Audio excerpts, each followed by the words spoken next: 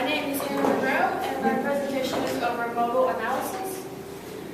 So, modal analysis is used for structural engineers, mostly in high seismic regions. It will give you can use it instead of equivalent lateral force system. You can get better frequency values with this. So, the main purpose is to determine your frequency and also determine the mode or displacements of a building. There's three types. There's free vibrations, which is the natural behavior of the structure. There's no external forces in this type. There's force motion, which is like somebody hitting the pendulum. It starts the swinging motion, starts the frequency.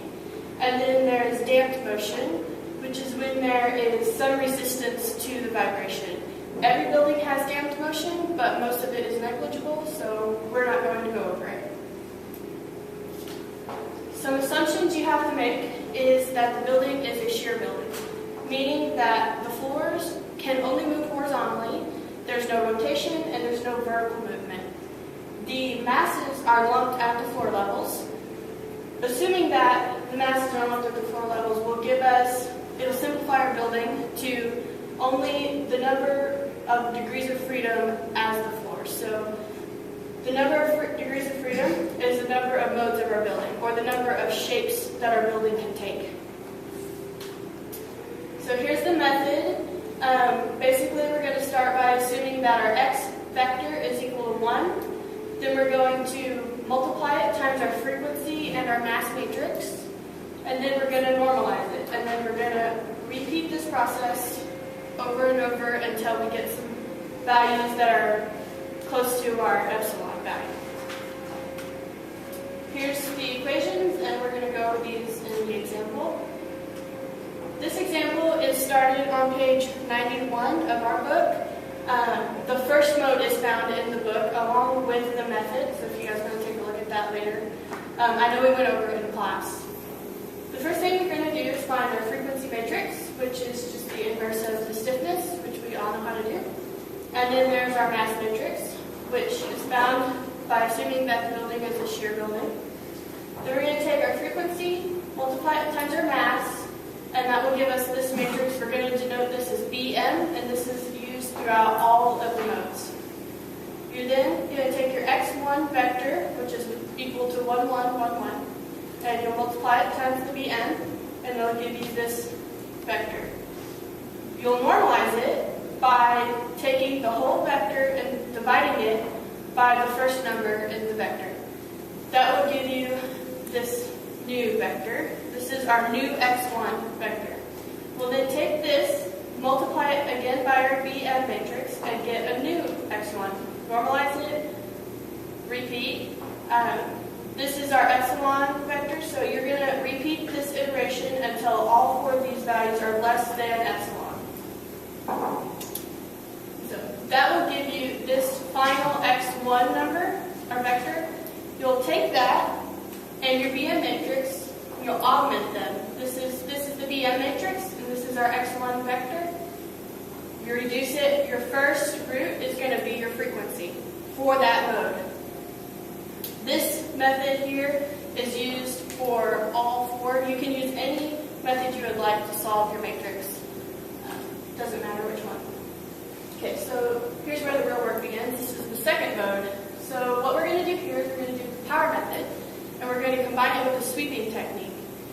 So we'll start with our x1 vector that we found previously, and we'll find our g constant. G is going to be the same throughout all of the iterations for this mode.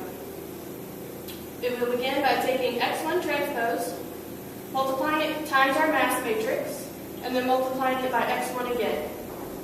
That gives us this pretty big number.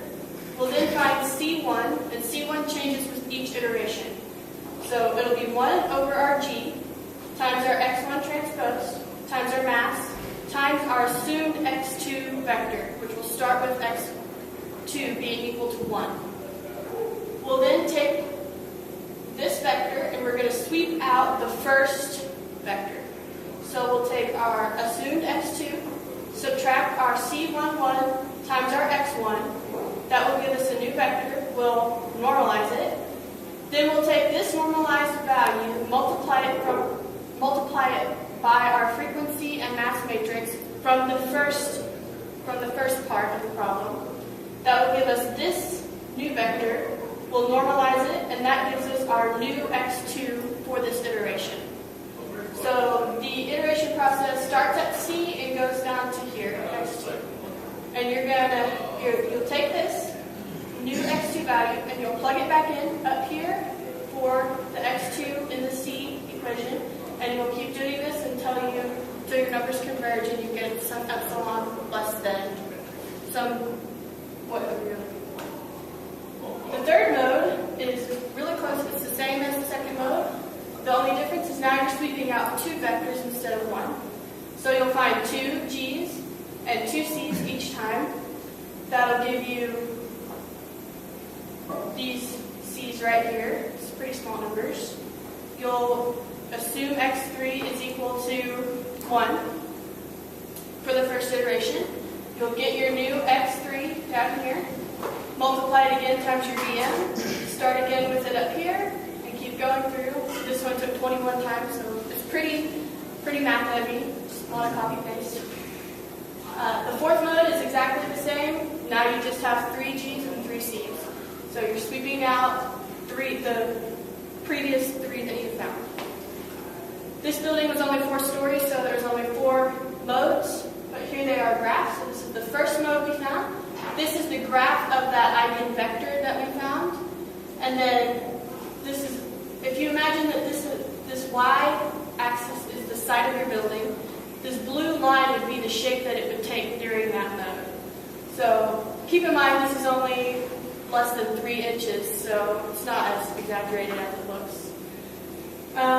Here's all of them overlaid so you can kind of get an idea of what they are compared to each other. So, do we have any questions?